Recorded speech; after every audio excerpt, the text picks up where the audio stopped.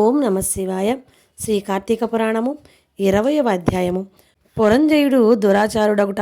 జనక మహారాజు చాతుర్మాస వ్రత ప్రభావం వినిన పిమ్మట వశిష్ఠునితో, గురువర్య, కార్తీక మాస మహత్యమును ఇంకనూ వినవలేని కోరిక కలుగుచున్నది.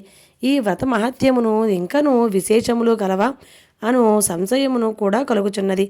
ఈ నా సంశయము నివారణ కొరకు మరిన్ని ఉదాహరణలు వినిపించి నన్ను కృతార్థుని చేయమని అడిగాను. ఆ మాటలకు వశిష్ఠుల వారు మందహాసముతో, ఓ రాజా, కార్తీక మాస మహత్యము గురించి అగస్త్య మహామునికి అత్రిమునికి జరిగిన ప్రసంగం ఒకటి కలదు. దానిని వివరించదను, ఆలకించుమని ఆ కథా విధానమును ఇట్లు వివరించిరి. పూర్వం ఒకప్పుడు అగస్త్య మహర్షి అత్రి మహర్షిని గాంచి, ఓ అత్రిముని, నీవు విష్ణువు అంశయందు పుట్టినావు. కార్తీక మాస మహత్యము నీకు ఆమూలాగ్రముగా తెలియను, కాన దానిని నాకు వివరింపుము అని కోరెను. అంత అత్రి మహామునిని, కుంభ సంభవ, నీవడిగిన ప్రశ్న వాసుదేవునికి ప్రీతికరమగుటచే ఉత్తమమైనది.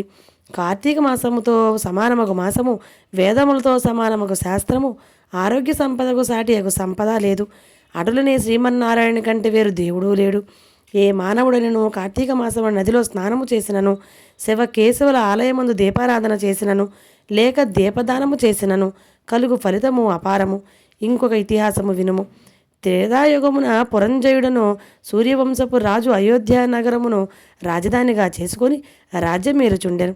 అతడు సమస్త శాస్త్రములు చదివి పట్టాభిషిక్తుడై న్యాయముగా రాజ్యపాలన చేశాను. ప్రజలకెట్టి ఆపదలు రాకుండా పాలించుచుండెను.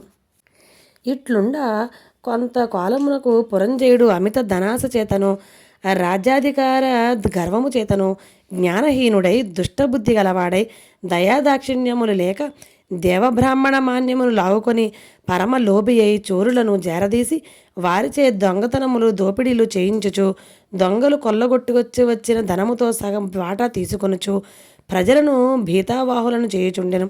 ఇట్లా కొంతకాలము జరుగా అతని దౌష్ట్యములు నలుదిక్కులా వ్యాపించెను. ఈ వార్త కాంభోజ, టెంకణ, కొంకణ, కళింగాది రాజుల చెవులబడినది. వారు తమలో తాము ఆలోచించుకొని కాంబోజ రాజును నాయకునిగా చేసుకొని రథ, గజ, త్వరగ, పదాతీత సైన్య బలాన్వితులై రహస్య మార్గము వెంట వచ్చి అయోధ్య నగరమును ముట్టడించి నలువైపులా శిబిరములు నిర్మించి ఈ నగరమును దిగ్బంధనము చేసి యుద్ధమునకు సిద్ధపడిరి. అయోధ్య నగరమును ముట్టడించిన సంగతి చారుల వలన తెలుసుకొని పురంజయుడు తాను కూడా సర్వసన్నద్ధుడై ఉండెను.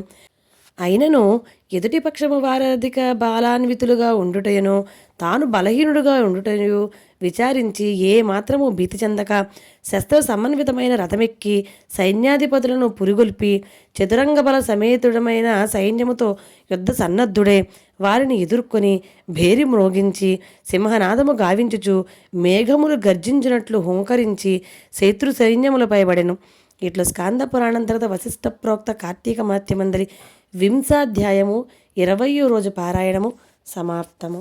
ఓం నమ శివాయ.